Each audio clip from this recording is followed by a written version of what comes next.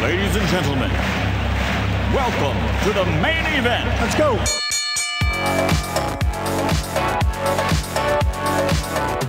Round one.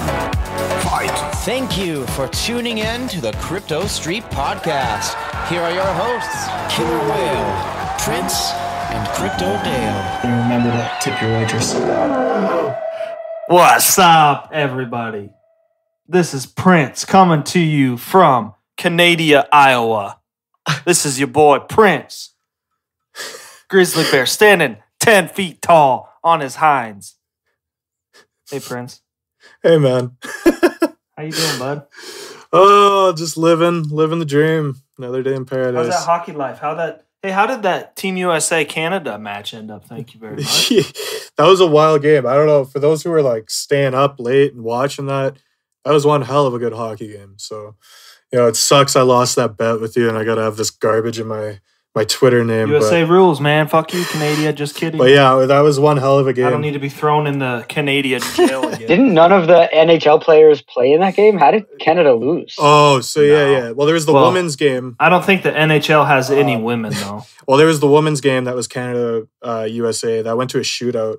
That was a wicked game. And then Team Canada men's, I don't even think, they went to the bronze or something like that. They lost to Germany in the semis, and then Russia ended up taking it all. But there were no NHL guys in the men's side, so yeah, they didn't allow it or something. Yeah, the league didn't want to let them out there. I think they were just worried about the whole political situation, and who knows what the hell's going on. So I barely watched any Olympics this year. Yeah, I didn't either. It was kind of disappointing. Well, you know what? I didn't feel like the TV coverage was that good. Yeah, like the Olympics are always a little bit magical. I can always like kind of get into them, but this one I was just completely out to lunch. I think part of it's just being super busy is like, and the Winter Olympics, let's be honest, are like the Olympics light. I mean, this is not the 100 meter. The only thing I usually watch is the hockey, and the Olympics light. Yeah. See, and they didn't even have the good hockey this year, so. Snowboarding's dope. Oh, Shaun White is a beast. I mean, he's got to be one of the sickest people in the Winter Olympics. So, yeah, no doubt. He's the Michael Phelps of the Winter Olympics. Basically. He was better back in the day. Yeah, he's lost a step or two, but it just goes to say with him losing a step, he's still dominating people. Killer, what's good, I'm doing well. There's been a recent development in my apartment building that I'd like to share really quick. I walk into my laundry room downstairs, and it smells like pure just shit. And so there's like a bunch of stuff kind of strewn about, and I'm pretty convinced that a homeless person is living in our laundry room at night, because like all the time I'll find random clothes, random like cosmetic items in there, and then I'll also find one of the dryers unplugged. So I'm thinking, why would you ever unplug a dryer unless you're gonna like plug something in there long term? And why would you be plugging something in long term in the laundry room unless you were staying there?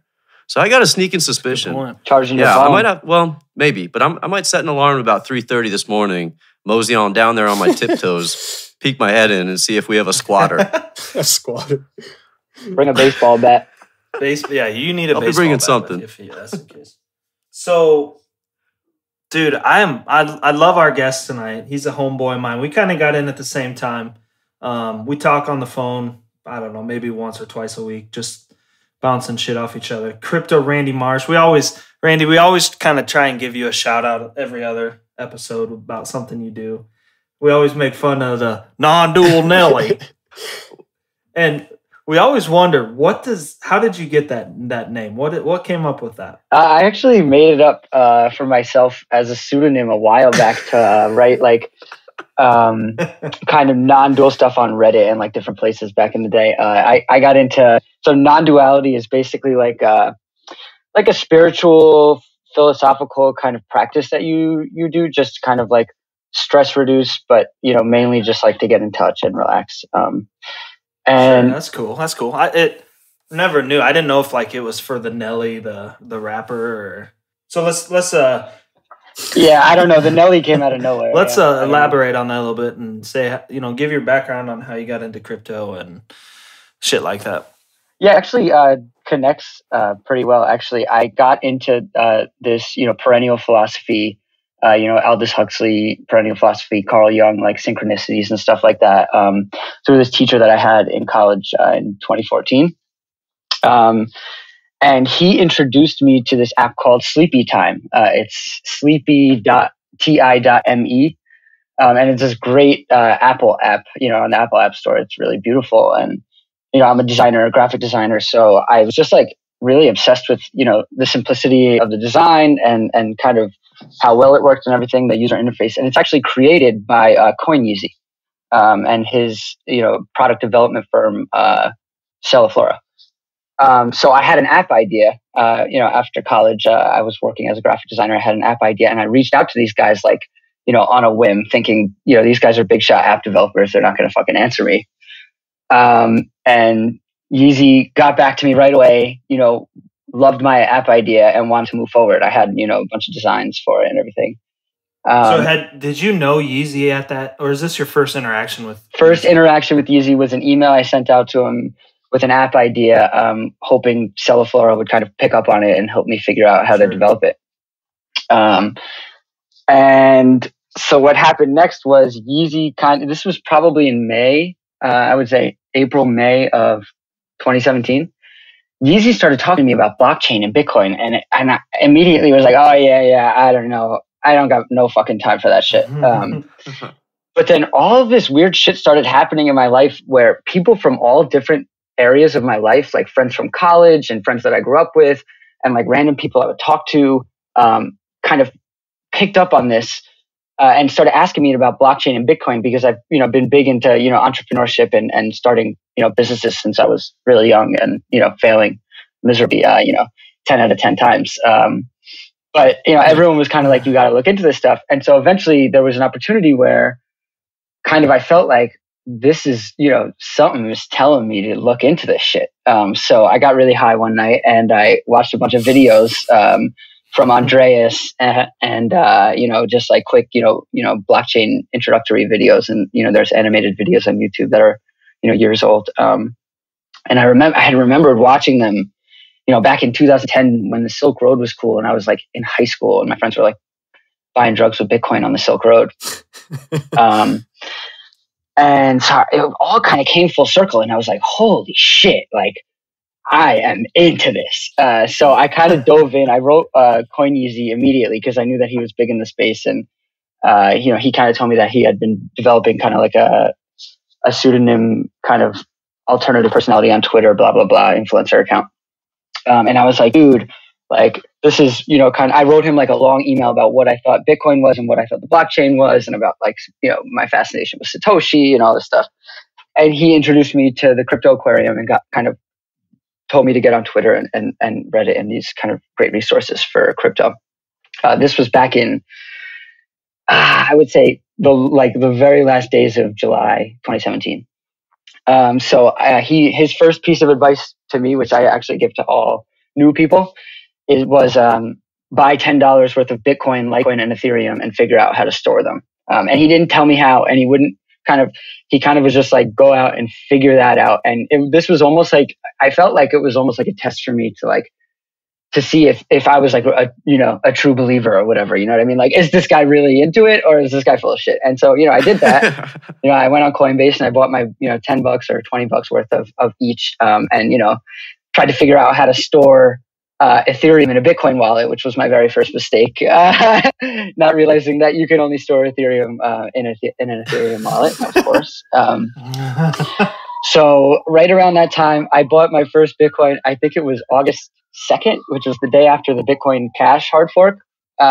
So all that like was blowing up, and I was just getting involved in way over my head, and I was just like, hours and hours up all night researching hard forks and kind of figuring out cryptography and how the whole system works, with the blockchain and with cryptocurrencies, and so that was right around $3,200 Bitcoin. It went up to 5,000 right after the hard fork. And then it started to dump. So I had bought, kind of a significant amount, in comparison to my portfolio at the time, all the way up to probably like my last buy at 4,200. And then I sold on the way back down after 5,000 at 4,700. Now this was the last trade I ever made. Everyone just, the only advice I ever got was basically buy low, sell high, and buy all the way down, kind of buy the dip. And so I just set buys with kind of like, significant portion of my portfolio at the time. all the way down, and actually caught a buy overnight at 3,005 when it dipped to 3,000 or 29.90 or whatever was the low, and then obviously shot up to 28. So incredibly lucky. I could have easily been wrecked and been out of crypto fully. But throughout that whole time, I was getting involved on Twitter. I thought that Twitter was like the land of Navals, and I was just like replying to Naval like crazy. Like I thought I was going to be involved in some kind of like super intellectual community. Truth be told, to this day, my hopes and dreams are completely shattered of that. But Naval was actually my very first follower under Crypto Bill. Was my original Twitter name, which was really cool. And then from there, it kind of, I don't know, snowballed into today. Jeez. Yeah. Non-dual Nelly. It's funny talking about you, hearing you talk about Yeezy, like knowing him as we know him now, having worked with him on the whale reports. He's like a super go-getter, and just like kind of his enthusiasm. Dude has one. There's nobody like him. He's the totally. Yeah, super. Hey, speaking of, shout out whale reports. Nobody like him. Product all-star, knows how to make a product, knows how to launch a product, and just all around just solid guy, looking out for everybody's interests first. Which is something that you really don't see ever. Guy works his butt off too. I mean, he has his hands dipped in so many different projects. Oh, yeah. It's like he's really like I said, just a complete go-getter. And it's funny hearing you tell the story about him selling you on it, because like I can totally see him doing that. Just super enthusiastic, high energy. He's that type of guy that when you're around, you're just like, okay, I can't let this guy outwork me, and that's what when in our whale report, one of our meetings or whatever, he said, we were talking about some, competition or whatever. And his quote was, well, they better plan on working 24/7 because that's the only way you're going to outwork me. So talking about how he hates losing. While we're at it, why don't you check out the Whale Reports listeners on Twitter. It's the Whale Reports, or sign up for our bi-weekly newsletter at whale.report. All right, check it out. There's our show. So Randy, we got to ask. Let's talk All-Stars. Let's do it.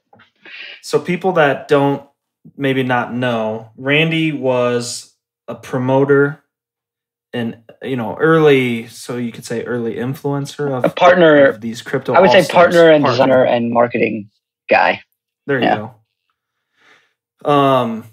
Early on, got it going. I'll just kind of let you, Randy, tell the story about it, and we might ask questions along the way. Yeah, so I found out about Crypto All-Stars through a Telegram group for entrepreneurs that actually Yeezy founded. This guy is the fucking man.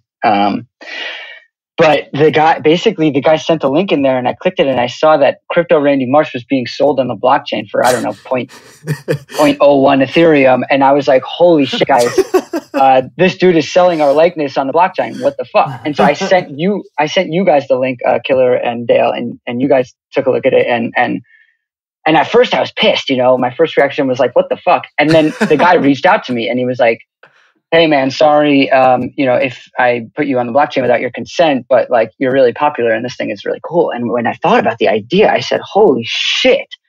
I was like, the concept of like, this concept is basically like monetizing Twitter fame that's not for advertising, which I feel like was something that had never been done. I was super excited about it immediately and was like, I have these connections, through my network. I'm friends with all these guys, and I can just contact them and get their, consent to put their card up on the blockchain. I mean, we could do this legit. I could redesign it to make it look like a beautiful, interface and build this thing into a real company. And my vision for it was that it was build this thing into a real card game that people could play and people could, use every day, and people could follow the leaderboards and, But I got to it, man. We worked for 3 days straight. So Adam, this guy Adam, started the project. He built it originally. Contacted me about it. Said he would take me off. Then he asked me if I wanted to be a 50-50 partner. And he knew that I was a designer, and obviously he knew that I was big into Twitter and stuff like that. So I kind of jumped on it, and I said, "Fuck yeah, dude! I love this idea. Let's build this thing, and we can make it huge." I was super enthusiastic, super excited, and so is he. And so we kind of got started. I got to work. I started building out the website. I use a one of these templates on ThemeForest, and I know a little bit of HTML, CSS, JavaScript, and I built out the front end of the site. I wrote the whole thing. I designed the logo. I designed everything, designed cards and everything. And basically we had this beautiful interface. And in the meantime, while I was building the interface, I was posting it on Twitter, and basically just like giving it to, my Twitter followers, like, my excitement and my energy behind this thing, which was real. And I wanted it to be big. So it became that. The problem is that by launch, it kind of became bigger than we had ever expected. We did over 2 million in transactions in the first day. And the Naval card and a couple of other cards, I think Satoshi Light, were over $30,000 a pop. And it was just like, guys, we don't even know what this thing is yet or what it's going to be. And we never expected anyone to spend this much money on this thing. It's amazing. And we didn't know what to do. It was super exciting. But we were definitely a little bit in over our heads and overwhelmed and excited to build this thing. So we started to establish partnerships and make moves, because people were expecting us to make moves in 24 hours. It's like, it was insane because like, you invest in an ICO and you go away for months and months and months, and it doesn't even get listed on exchange for a long time. But with this, it was like we already had a product and we already had kind of like our investors or, the people that were spending money on the platform, and we needed to build it, and we needed to build it fast, and we needed ideas. And so we brought in another developer, and we brought in Konyizi, who helped us with launch, and just really amazing idea guy, and just all around great advisor and consultant and team member. And Adam was super excited to have both of these guys on as partners. We were discussing kind of partnership allocations. So Friday comes around. I think we launched on a Wednesday.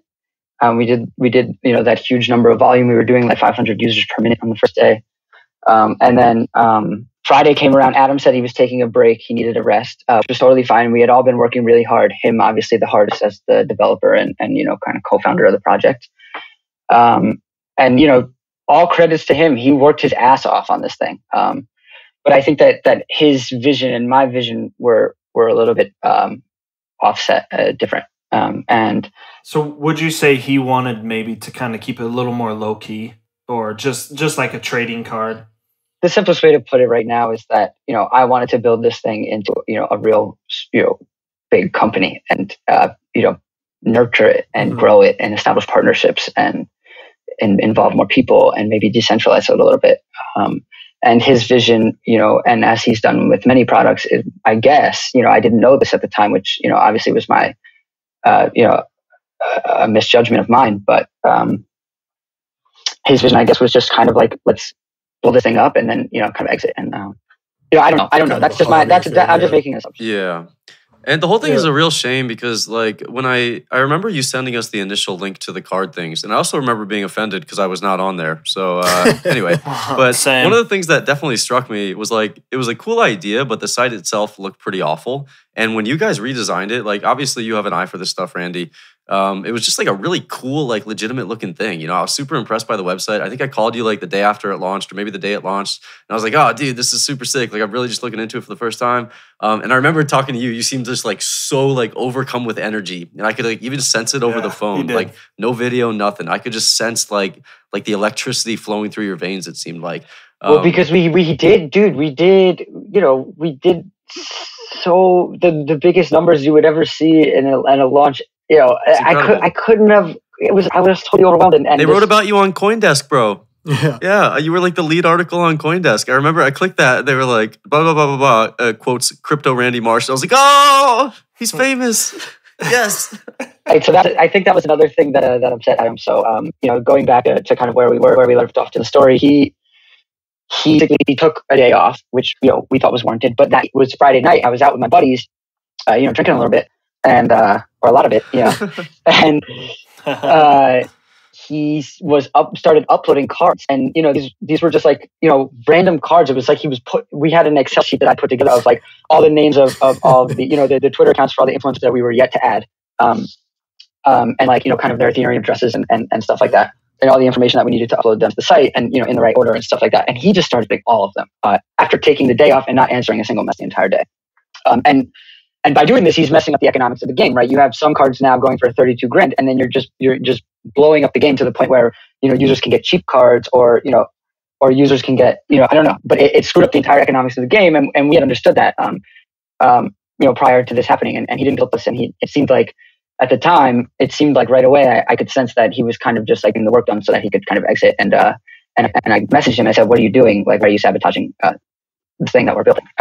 No answer. And the next day, he reached out to me on Telegram with that message saying he doesn't want to work with us. He quits. And we talked on the phone, and basically his reasoning for behind quitting was had a lot to do with that he didn't get enough credit for the project, which like he wasn't featured in the CoinDesk article and stuff like that. And ego. Yeah. No, he deserved all the credit. He deserved all the credit. But he's got to know that, like, I mean, you have quite a following, and you've gotten it really, really quickly. I mean, I was looking back today, like your follower growth has just been ridiculous. And so, like, I mean, he's got to kind of realize that when you have a following like that, like you're going to kind of be in the public eye a little bit more with projects like this. Mm-hmm. Well, and not just, but it's like, really, I remember just as an outsider, me just kind of watching it all kind of evolve and, unfold in the pre-steps to getting it launched. It was really like, it's kind of like it happened within like, I think you said 3 days or something. It was like, it happened so quickly and you went, you were going hard. It was like, and to be able to push out 2 million in transactions in the first day, that's crazy, right? Like that's insane. So, right. So the platform before I, came on was doing, yeah, it was looking at a project that maybe was going to do a couple of $1,000s in transactions. Yeah. And we ended up doing a couple of thousand transactions, thousands and thousands of transactions. Yeah. So, it obviously had a lot to do with, my marketing ability and my energy behind the thing. And, I really believed in it. And I wanted it to be big. And I knew that we would be able to, to figure it out, put something together that would work and last, and mm-hmm. continue to add value to it. But it just wasn't in the cards, I guess. So to speak.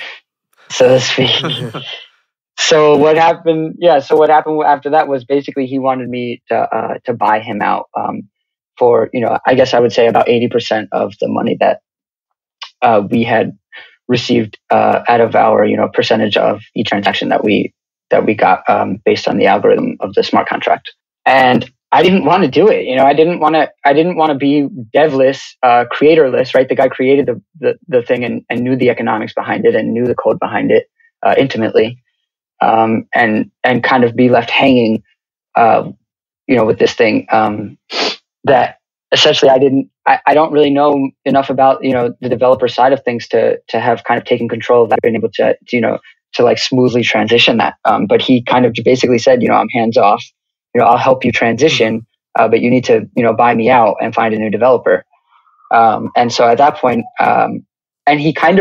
we also had another smart contract developer on the team, and he kind of turned him against me and Yeezy. Okay. It was like a really weird dynamic happening. Like it was a total breakup, and it was like sad because I didn't want to see him go. And many, many times. I mean, the first thing I said to him when he called me was, "Dude, please don't do this." You know what I mean? We have something here and this is going to be huge. But so then, I kind of sat on it. I took a couple of days that weekend to kind of consider my options, and my options were either A, buy him out and, kind of be in over my head, or B, work with him to sell the company to the right hands. Yeah. And then I just sat on that. I was planning on, negotiating with him to buy him out, because I wanted this thing to continue, and I was really upset.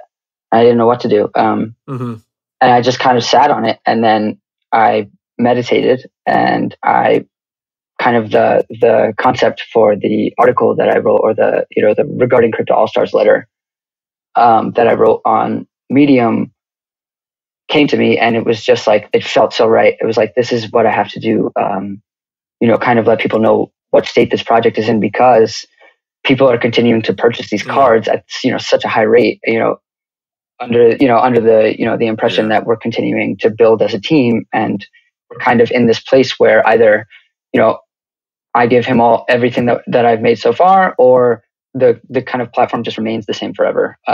So what is the status of Crypto All Stars now? Is it still in the hands of that guy who bought it out for like basically kind of just... So basically after I wrote that article, it was a big blow up. Adam said he was going to give the code open source and, kind of decentralize the whole thing and, kind of find a way to transfer, server ownership or whatever. I don't really know what he was planning to do.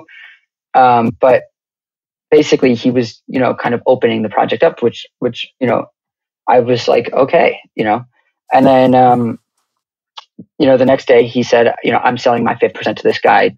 Are you in or are you out? Because, I'm giving this guy access, all the code and all the servers. And, he can either be your partner or you can sell it with me. And I didn't know who this guy was. And from the very get-go, he was sketchy, from the very get-go, I knew that this was wrong and this was weird, but I continued to ask him over and over again. I need to know for the sake of our users, what are you going to do with the project? I need to know that you're going to continue to build this project because, people trust me and people have invested in this thing and people trusted us. And the guy was basically a bad actor. He assured me multiple times that he would, continue to add features and continue to build the project, and he turned out to be a total bad actor, total troll. I think I later found out that he, kind of makes his living, selling trolls, selling spam, and clickbait and stuff like that. Classic. All right, I want to switch gears here, actually, and talk a little bit about the Craig Wright lawsuit that came about today. You mean Satoshi? Craig Wright, for people who... Yeah, correct. So for people who don't know, Craig Wright is... he alleges to be Satoshi Nakamoto, the creator of Bitcoin. The lawsuit is being brought by Ira Kleiman, who is on behalf of his brother Dave, who has been linked to the earliest days of Bitcoin. Kleiman, a forensic computer investigator and author, passed away in 2013 following a battle with MRSA, which is like staph infection. Kleiman's role in the development of Bitcoin came to light amid the controversy from late 2015 when Wright, Craig Wright, an Australian businessman and academic who was identified by Gizmodo and Wired as the possible identity behind Nakamoto, who departed the project in 2010. So this lawsuit is basically coming about from a relative of David Kleiman, who perhaps was one of the first 3 people involved in creating Bitcoin, aka Satoshi Nakamoto, the creators of the coin, on behalf by his brother, trying to get his share of the original coins that they, I guess, mined or obtained in the early years of Bitcoin. Randy, I think you actually know a decent amount about this topic. So what is your take on this lawsuit that's come out today? Yeah, so actually I have to give a big shout out to Crypto Gambler for kind of putting me onto this, this whole concept of Craig Wright actually potentially being Satoshi, and that this lawsuit actually has a ton of information that supports this claim. And, I'm a big believer in Satoshi Nakamoto being, kind of like this Bitcoin Jesus, selfless, behind the scenes, decentralizes himself, takes himself away from the project, never takes a single dollar from the entire project kind of guy. And this is one of the things that kind of attracted me to Bitcoin the most, right? No leader, and kind of no identity, no ego behind the whole thing. So, me, having an open mindset, no fucking way. No, not having an open mind, but, looking into it more, I read I skimmed through and read as much as I could, in a few hours of the actual lawsuit itself, the Bitcoin lawsuit, which is available on Scribd, SCRIBD.com, and references the Satoshi affair, which was written by Andrew O'Hagan, I guess, in 2016, which basically goes into all these incredible details, just basically totally alleging, and giving so much back behind the concept of Craig Wright being the real Satoshi Nakamoto. And, it's a little bit devastating for me, but I don't know. You guys comment on that, and I can continue to talk about this. Nuts. Yeah, I think, there is some questionable evidence that he is, and there's some questionable evidence that he isn't. It seems to be one of these tribalistic things where people pick a side, and that's the side they're on, and they don't give a fuck what you think. They don't give a fuck with how much evidence there is on the other side. They just want to be on their side, because they're part of that clan.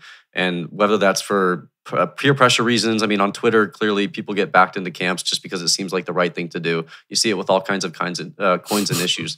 So Craig Wright, I mean, he seems a little bit like a douchebag. So I think people really don't want to think he's Satoshi Nakamoto, because then, like you said, Randy, it's like this idea of him as some prophet who came down, to bestow upon us this amazing financial system without any centralization. That's a cool thing in people's heads, and that's part of the lore of Bitcoin. But when you introduce this kind of jackass and Craig Wright into it, it's like, shit, I don't know about this. But there is some good evidence. And I mean, they've come out with some emails today related to this lawsuit where he's allegedly emailing the parents of Dave Kleiman, who passed away, saying, hey, you need to save this wallet file on his computer. It's super important. It might be worth a lot of money someday. I don't know that much about like prior evidence. I mean, I know kind of the surface level stuff that I've read on sites about this story, but it does seem like it's not really a strong opinion one way or another. I mean, it's still kind of up in the air. Kind of comical because one of the running jokes through crypto is, oh, Bitcoin Cash is Satoshi's true vision, and it's kind of it's just a joke, right? It's a meme. Well, this joke is about to come full circle and potentially be reality. If Craig Wright is Satoshi, then technically that would be his true vision, right? So it's like, how the tables have turned on this one. But essentially, if Craig Wright is Satoshi and he's backing Bitcoin Cash, then essentially Bitcoin really is truly decentralized. No Satoshi, right? No leader still. Yeah.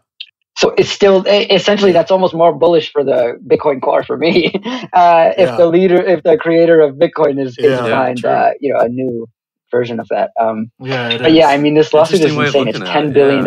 It's the 1.1 million Bitcoins that Satoshi allegedly owns, I believe. The lawsuit basically claims that Craig Wright, in correspondences with Dave Kleiman's brother and mother, continually state that going to give Dave his Bitcoin, going to give Dave his Bitcoin. He actually obtained Dave's Bitcoins, I think something around 800,000 Bitcoins. I like to use the plural, even though I know that people don't like that. He actually obtained these Bitcoins somewhat sketchily. Like, he got access to Dave's hard drives after he died and kind of had people sift through them and found the wallets. And I don't know, there's a lot of detail that goes into it in the lawsuit. But yeah, $10 billion USD worth of Bitcoin on the line here for Craig Wright.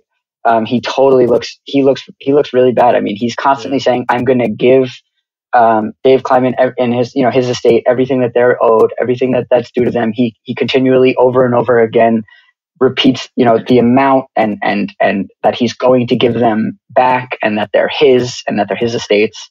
And then one day he just stops answering emails and. As far as we know, just holds on to them bit bitty. The greed is real. What happened is he probably sold all those Bitcoins for Bitcoin Cash, and that was fucked. Nice spot. No, I mean, I think it's still provable that those Bitcoins never got moved. Oh God! Can you imagine if he actually gets held liable for the 10 billion? He's on the hook. What if he's 50 Cent broke? Yeah, right. Exactly. I love that 50 Cent story arc, by the way. He'd become a Bitcoin millionaire, and all of a sudden he owns no Bitcoin. It's such a 50 Cent thing where it's like, I'm bankrupt, wink, wink. Yeah, I don't know what to think about 50 Cent. I mean, essentially, if you go bankrupt, everything that you own, everything that you bought outright is still yours, right? I think for the most part, as long as you can pay back. I don't know. You go bankrupt? Personal bankruptcy, I think they start taking back your shit until you can pay off your debts, pretty much. I think from my understanding. But isn't it kind of like a protection move? I don't really know, but I know some people do it as like a safety move. Who can be worried about 50 Cent? Right, 50 Cent's going to be fine. Yeah, I mean, he definitely still has his Bitcoin too, and he's just hiding it away. And there's no way in hell he's telling them he's got it still. Well, I think if you move it to an exchange, it's basically within the exchange's wallet, and then you can move it from there. Yeah. Oh, on that note, let's talk a little bit about Circle actually buying Poloniex. So this story came out on Twitter, I think a week or two ago, and I retweeted it, and then somebody came out and they're like, "Oh, bogus rumor, bro." Yeah. And I was like, "Oh shit, I'm an idiot." I had to delete the tweet and be like, Well, yeah, it was funny because even Ari Paul tweeted about it, and you know what? Because I remember I found the link and I put it in the group chat and I'm like, guys, check this out. And because usually I do my due diligence, right? I'm like, okay, is this going to be a garbage article, another classic crypto article, or is this going to be legit? And so I'm looking through it, and you know what? Most of it seemed pretty legit. Like I didn't think it was bogus. And then it was really once Ari Paul tweeted it, and he just got attacked. Like people just full on attacked him, calling him, spreading misinformation. How would you do this? And it turns out it's true. Heaven forbid somebody just make an honest mistake. Yeah. And so anyway, Circle, which is backed by Goldman Sachs, among other parties, has now acquired Poloniex. So what this means for investors, I don't think too much is really going to change with the operations or the UI or anything of Poloniex. So don't worry about that. You don't think so? No, I don't think the operation, I mean, the UI will not change. The customer support will definitely, hopefully improve. I think they'll have more people working on it. So I think it should be a better experience, if anything, in terms of, the servers being I think Poloniex might become the biggest exchange ever. Yeah. I mean, why wouldn't they rebuild the user interface of it? Yeah. They'll become, they're like going to be a UI legit broker-dealer for crypto, really. That's how I see this going. This is... They have a really good base layer user interface as far as I understand. And I don't know Circle at all, but if I know anything about Square, these guys have UI teams and UX teams that will make this shit next level. You know what I mean? Yeah, it could be incredible because, I mean, the theme with all these exchanges has been they can't keep up with the new influx of users, whether it be support tickets going 3 months without being answered, or you enter a buy order and it takes 50 seconds to execute, even though you're entering a price above the ask or whatever. And so it's ridiculous. So this is going to be really interesting. You see something with a lot of big money come into one of these exchanges, make it fully regulated. I mean, Poloniex will be one example of this. There's still going to be the Binances, the Binances, or the air swaps or the decentralized options. On a macro level, I think this is incredibly bullish. It's huge for cryptocurrencies. Yeah. I mean, I wonder what the what kind of the strategic understanding was to go and buy it as Circle instead of as Goldman Sachs. But regardless, right, Circle is owned by Goldman Sachs, and we have now. Yeah, it is. We obviously understand that these big bank players. Goldman Sachs is invested in Circle. I don't know if they own them. I think they've invested do they have equity in them in the within past. them? I think they have a small percentage of equity or something. I'm not sure. Though. I could be wrong. Yeah, they do. They definitely have a stake. I mean, it's certainly important and it's sizable. Well, are they decision makers in, what I mean? Are they the board of Circle? I need to look it up. I don't know. That'd be super interesting. But I mean, they'll definitely have some influence probably, even if they aren't. So it's going to be super interesting. Poloniex was my first love in crypto. It was the first exchange I started out on. I mean, Coinbase was actually where I bought my first Bitcoin, but lost Poloniex a lot of money on I actually Polo. got introduced Some good to crypto. days there. Yeah, well, me too. And even, there's some interesting exchange stuff going on. So, of course, there's this stuff with Polo today as well. So Bitrex is kind of, their terms and conditions are being kind of put into place for March 9th now. So that's when things are going to be going into effect. And I bet you know what, come that March 9th, when those things go into effect, they open up the doors again and the floodgates go back on where new entrants can register for them. So that'll be really interesting. What about USD? Well, that's going to be cool to see too, right? Because, I think they're working on getting that implemented. So if they can do more and actually get that going, that'll be huge. No exchange can do it, it's going to be insanely huge for Bitrex if they can do USD and all these altcoins. Yeah. Well, and it's going to almost be a who gets it first. Will it be Poloniex or Bitrex?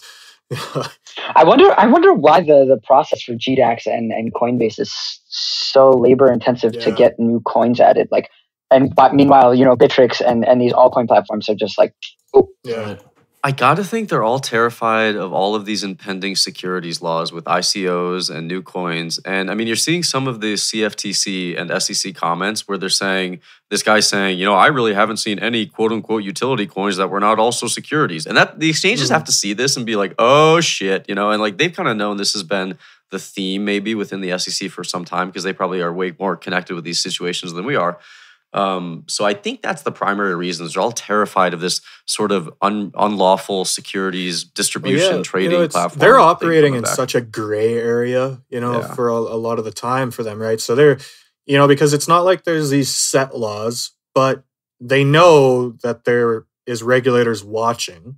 So it's like, they're walking on eggshells a bit where it's like, hey, don't want to do anything too crazy because I don't want to be the guy who gets made an example of, right? I mean, why do you think Poloniex stopped issuing new coins? I mean, when was the last time they added a new coin? I think it was I think 0x. I think. Yeah, and I really think also, I mean, Poloniex disabled the troll box. I really think part of that was also due to some regulatory concerns. I mean, if you looked in the troll box, it was a one big pump and dump thing, basically. You know, people going, "Oh, buy FLDC, buy Cure, buy Cure, buy Cure." I'm like, it's a coin for cancer. It's like, oh, how can I not buy it? It cures cancer. But yeah, exactly. It was just a complete circus. Have you guys ever seen the Trading View troll box? Oh god, No. yeah. It's essentially the new Polo troll box. Right? Like that's where I was like, I grew up in crypto pretty much. So mine was the Trading View crypto chat, which is now pretty much a troll box. And the worst part about that is you get these guys who are going in there and they're super serious, right? Like they're all business, they're not joking around. And then you got the guys who are just full on troll mode. And so you just get these, like, it's just a war every time I go in. I actually have a funny story about the Trading View troll box. My first days in crypto and learning about Trading View and learning to chart, I was spending some time on there. And some guy showed this coin called HMQ, Humanique.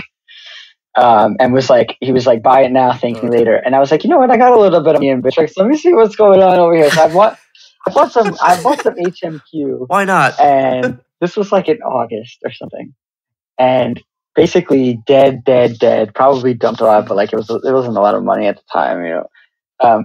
Well, then one day I see HMQ at the top of Bitmex. It did like 350% or more in one day. And I went nuts. I went crazy on Twitter. I sold it at like 150%. I said, fuck you, HMQ. I've been holding you for like months, on some bullshit shill in the troll box. So that was actually pretty funny.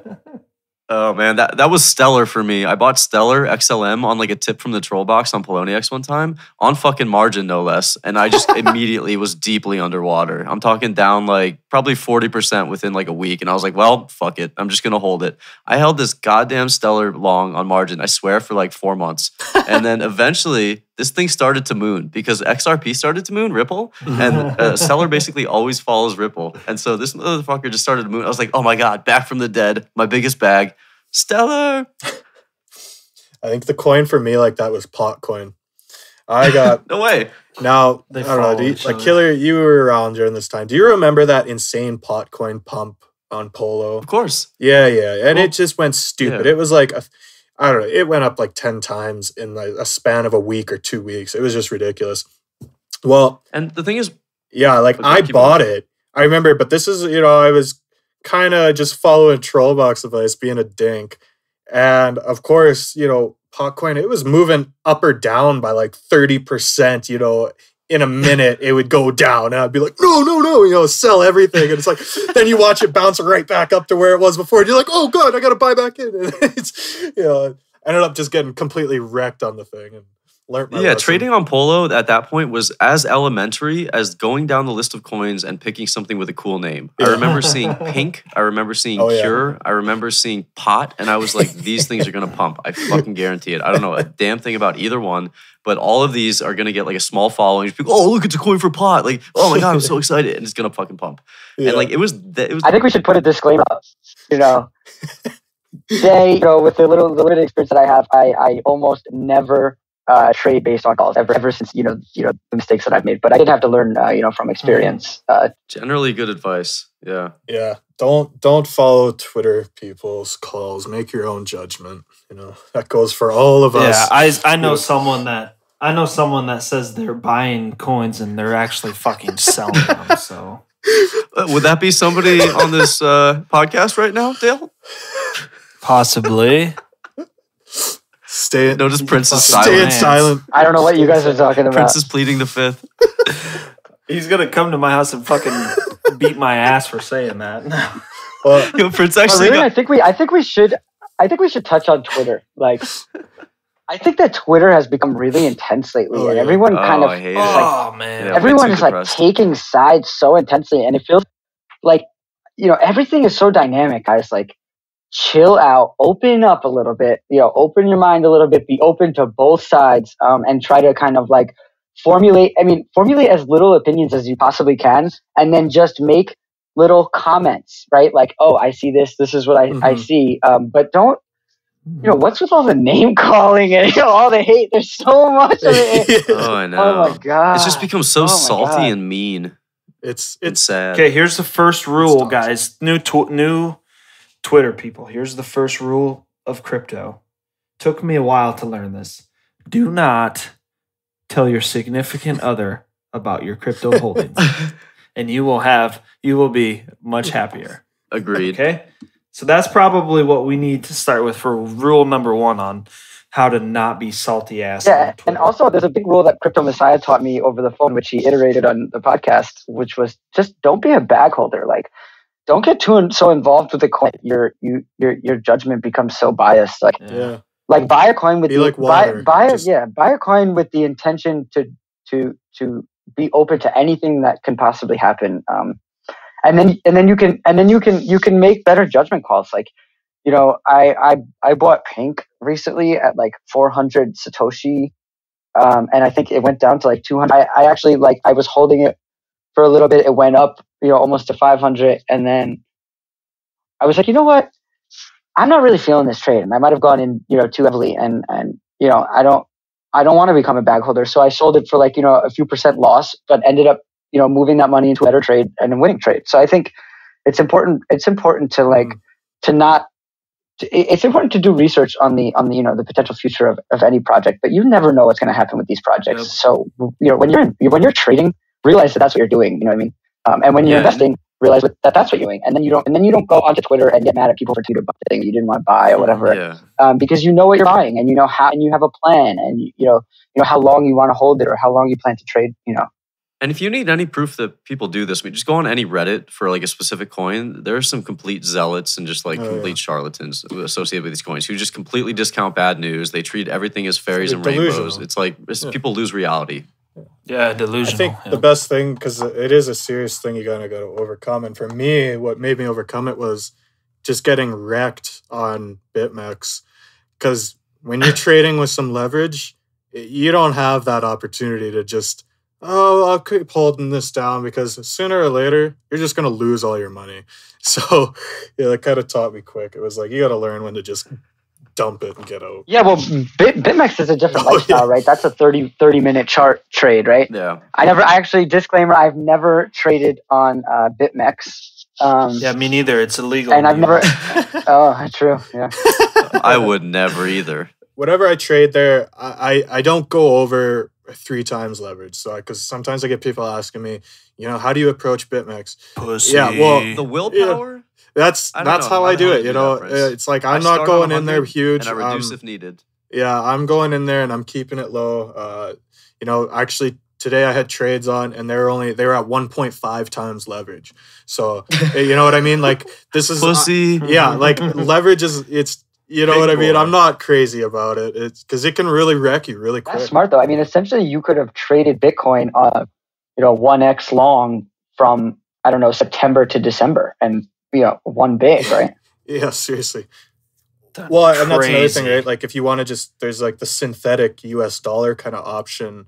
So if you were to just go into a one-time leverage short position, say on a Bitcoin product, really you're going to be in the same dollar value kind of no matter what. If Bitcoin goes up, you're going to lose some of your Bitcoin that you're kind of in that position, but your dollar value is going to stay the same. If it goes down, you're going to gain Bitcoin to your position and your dollar value is still the same, right? So there's some neat options there. So let's go back to Twitter. Let's read if you guys have any funny DMs or any funny replies that you got. Let's shoot some out. I'll lead it off. So we just released an episode today. Is today Monday? It is, yes. Yeah. With Medici, fuck you all. And this guy says to me, "Hey dipshit, it's Med MED E Chi." I'm so happy you're getting to experience what I experienced when I mispronounced Binance, Oh, wait, no. Prince's best ever, though, was Decred instead of Decred. Decred. I still like Decred. Or it sounds awful. Bro, it's decentralized credit. You know what? Also, Monero. I grew up, like when I first got Monero. it was always Monero. Like me and my Monero, bro, yeah. we talk about mining it. It's like, yeah, let's go mine Monero. I've also heard Monero for that. Actually, somebody in real life was like, "Oh, I found out there was a really cool private coin, Monero," and I was like, "Oh boy." Oh, Jesus. I didn't want to say anything. It felt petty, but I really wanted to at the same time. Today on Twitter was pretty funny. I basically started this suit thing where you put on a suit on your Twitter avatar and you automatically become like some kind of trustworthy trader that people can buy into your paid group. And I said, basically I said, now that I have a suit in my avatar, I'm opening up. I'm looking forward to my paid group to become a master of the 1 minute chart. And total joke, kind of making fun of like the guys that are talking about making lighthearted joking at these guys that are kind of getting into serious Twitter beefs that basically talk about making like $30 on a trade or whatever, which is good, fine, whatever, do whatever you want. I'm just making a joke, and I got like Live your life, tons of DM inquiries about my 1 minute chart trading class, and obviously I never have ever traded on the 1 minute, so I don't know. I Still thought that waiting it was for my invite. I thought that it was an Lies. obvious troll, but I guess I was wrong. No troll is obvious. You learn that pretty quick on Yeah. Twitter. There's always going to be some people Yeah. who are like, Yeah, they'll give you shit no matter what. Like Messiah said that I was selling my Bittrex account, and I'm not. This is no shit. I bet I got 50 messages in 15 seconds. Hey, I'll sell you mine, but it's worth 0.4 BTC. Hey, mine's worth 0.1 BTC. It's like, shut up. Dude, that guy has this craziest following of DM bots. Like these guys, Yeah. not real bots, but anytime he says DM Randy for investment advice, he's giving out investment advice for the next 24 hours. I mean, my DMs go so crazy, I have to close them down. And I remember one time when we were doing like tweets. What was it? It was like those cheesesteak. Oh yeah. I know what you're talking about. Steakums. Yeah. We were doing. yeah. We had a tweet war with Steakums, and essentially we became friends with Steakums after we sent like 150 people to their DMs. Oh, yeah. Yeah. I remember that. So big shout out to Crypto Messiah. He's one of my favorite people in the space. I think his Twitter handle is @AD_infinitum. I mean, everybody that listens to this probably already follows him, but he's been really great to me and been a great friend of mine since I reached out to him. he is a good dude. Not saying that's going to happen for you guys, but yeah, good dude. he's such a low key, like friendly, kind guy, but he acts like such a hardcore badass on Twitter. It's funny. Yeah. Sometimes the persona he gives off Yeah. on Twitter, it doesn't give him justice to like his actual persona. He's a And really really smart. nice guy. I'm really into like nerdy stuff like sci-fi and Yeah. things like that. Very different in person. Yeah. Well, hey, Randy. Thanks for being on. Finally got you built up enough courage to get you on. We're going to wrap up. This is probably the longest episode we've ever recorded, just so shit. you know. So you have that record going Dope. for you. Coming in hot. Crypto Randy Marsh. Any final words? Final words. I'm looking forward to building more products in the space that kind of establish myself as a builder and a maker and somebody that cares about the crypto space more than people might think. I would say advice to people on Twitter: try not to take things too seriously. Half the time you're up to stuff angrily, they're jokes. And one love. I love you guys. I love all my friends in crypto. It's been a hell of a ride. It's only been something like 8 months since I joined, so I'm relatively new here, and I'm just looking to learn and build and make friends and be cool with everybody. So shout out to everybody. Thank you, bro. It's been great having you on. And thanks for having me. Yeah, it's been good getting to know you, Awesome. Randall. Good shit. So take care, everyone. Thanks for listening. Tip your waitress. Deuces. Peace.